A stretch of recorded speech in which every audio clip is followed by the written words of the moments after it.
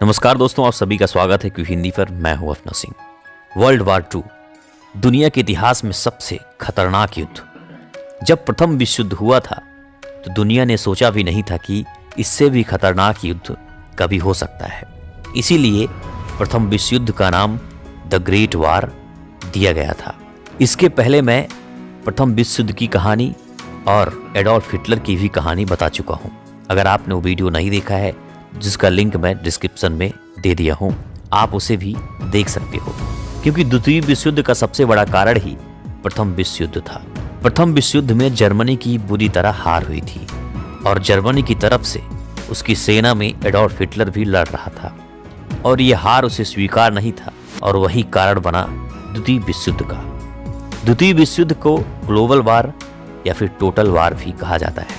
यह युद्ध 1 सितंबर 1939 से लेकर अगस्त 1945 तक लड़ा गया था। कुछ इतिहासकार इसे 1937 से ही इसकी शुरुआत मानते हैं, क्योंकि सिनो जापानीज वार 1937 में लड़ा गया था। सिनो जापानीज मतलब चाइना और जापान के बीच भयानक युद्ध। वर्ल्ड वार 2 में लगभग कुल 7 से 8 करोड़ लोग मारे गए थे, जिसमें से 5 करोड़ आम नागरिक थे, जबकि सिर्फ 3 करोड़ ही सोल्जर्स थे। इसीलिए इस युद्ध को ग्लोबल वार या फिर टोटल वार कहा गया। इस युद्ध में दुनिया 2 ग्रुपों में बटी हुई थी। एक थी एलाइज पावर और दूसरी एक्सिस पावर। एलाइज पावर में UK, France, USA, Poland, USSR, China, Greece ये सब कंट्रीज शामिल थे, जबकि एक्सिस पावर में जर्मनी, इटली और जापान शामिल थे। आप मैप के जरिए ये देख सकते हो कि एलाइज पावर में जो ग्रीन कलर का दिख रहा है आपको, वो सारे एलीट पावर में ही आते हैं, और एक्सिस पावर में रेड कलर का दिखने वाला सभी एक्सिस पावर में आते हैं। वैसे पूरी दुनिया किसी न किसी साइड जरूर थी, क्योंकि जो आपको येलो कलर में दिख रहा है सिर्फ वही देश न्यूट्रल थे। हमारा देश भारत भी एलीट पावर में शामिल था, क्योंकि भारत पर ब्रिटिश हुकूमत हुआ करती थी उस समय।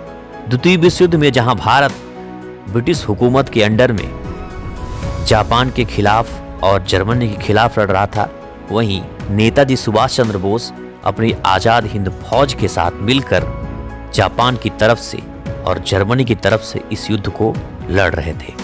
द्वितीय विश्व युद्ध का सबसे बड़ा कारण आखिर क्या माना जाता है? 1919 में प्रथम विश्व युद्ध के दौरान हुआ संधि ट्रीटी ऑफ वर्साई, क्योंकि इस दौरान जर्मनी के बहुत सारे हिस्से कई सारे उसके पड़ोसी देशों ने कब्जा कर रखा था, और उसका एक मुख्य कारण था पेरिस समझौता।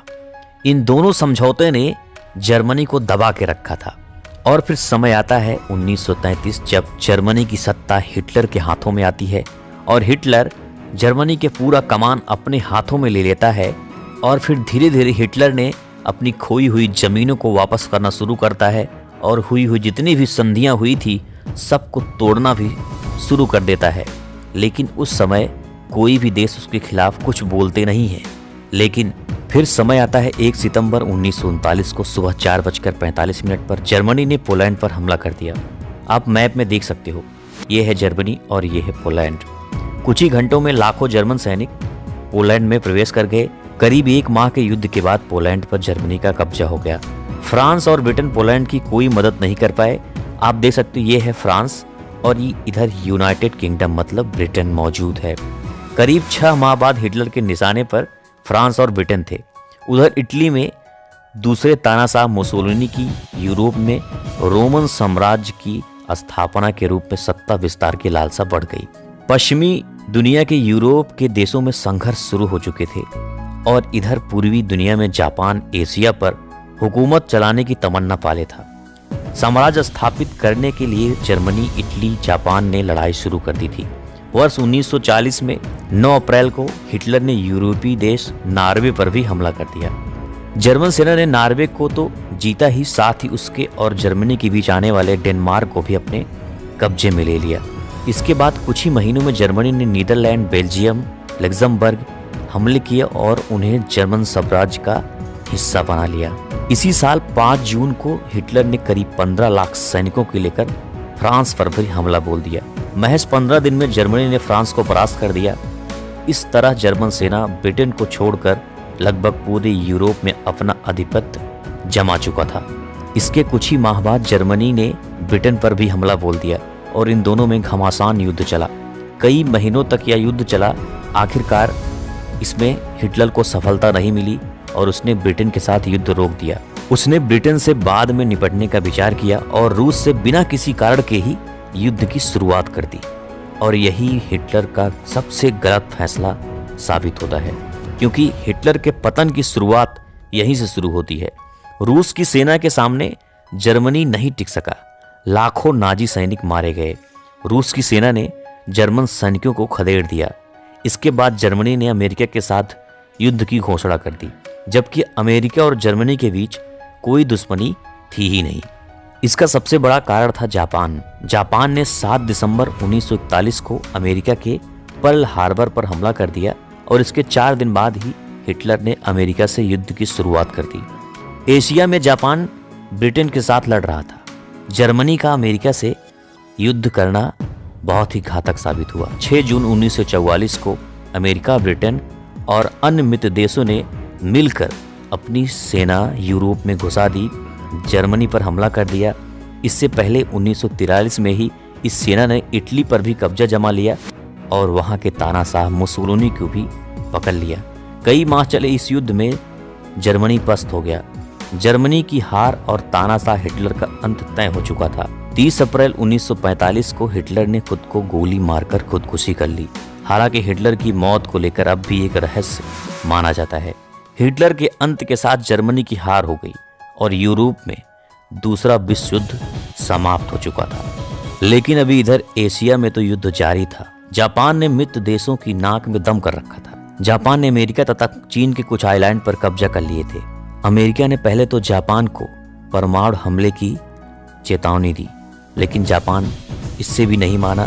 फिर आता है 6 अगस्त 1945, जब अमेरिका ने हिरोशिमा पर परमाणु बम फेंक दिया, जिसमें लगभग 2 लाख लोग मारे गए। इस पर भी जापान अपने अभियान में रुका नहीं और फिर 9 अगस्त को दूसरा परमाणु हमला नागासाकी पर अमेरिका ने कर दिया, जिसमें भी लाखों लोग मारे गए। और इसके बाद इस महाविभीषिका के साथ दूसरा युद्ध भी समाप्त हो गया। वैसे इस तरह का हमला बहुत ही गलत था। इसका परिणाम आज भी लोग भुगत रहे हैं। दोस्तों, द्वितीय विश्व युद्ध समाप्त हो चुका था। इधर भारत पर अभी भी अंग्रेजी हुकूमत थी। ब्रिटेन यहाँ से भारत को कंट्रोल करता था और द्वितीय विश्व युद्ध के साथ जापान का पतन और उसके साथ साथ नेताजी सुभाष चंद्र बोस भी 18 अगस्त 1945 को लापता होने की खबर आ जाती है। लेकिन ब्रिटेन इतना कमजोर हो चुका था, वो ज़्यादा दिनों तक अब भारत को अपने कंट्रोल में नहीं रख सकता था और द्वितीय विश्व युद्ध भारत की आज़ादी का सबसे बड़ा कारण भी था। उसके कुछ ही सालों बाद भारत आज़ाद भी हो गया था। तो ये कहानी थी द्वितीय विश्व युद्ध की। आपको कहानी अच्छी लगी तो वीडियो को लाइक करें, और आपने अगर अभी तक पहले वाले विश्व युद्ध और एडोल्फ हिटलर की कहानी नहीं देखी है तो लिंक डिस्क्रिप्शन में आप देख सकते हो। ऐसे ही और वीडियो पाने के लिए आप इस चैनल को सब्सक्राइब करके बेल आइकॉन जरूर दबा देना। और द्वितीय विश्व युद्ध में आपको सबसे अच्छा और सबसे बुरा क्या लगा कमेंट बॉक्स में जरूर बताना। फिर मिलते हैं ऐसी किसी अन्य वीडियो के साथ। तब तक के लिए जय हिंद, जय भारत।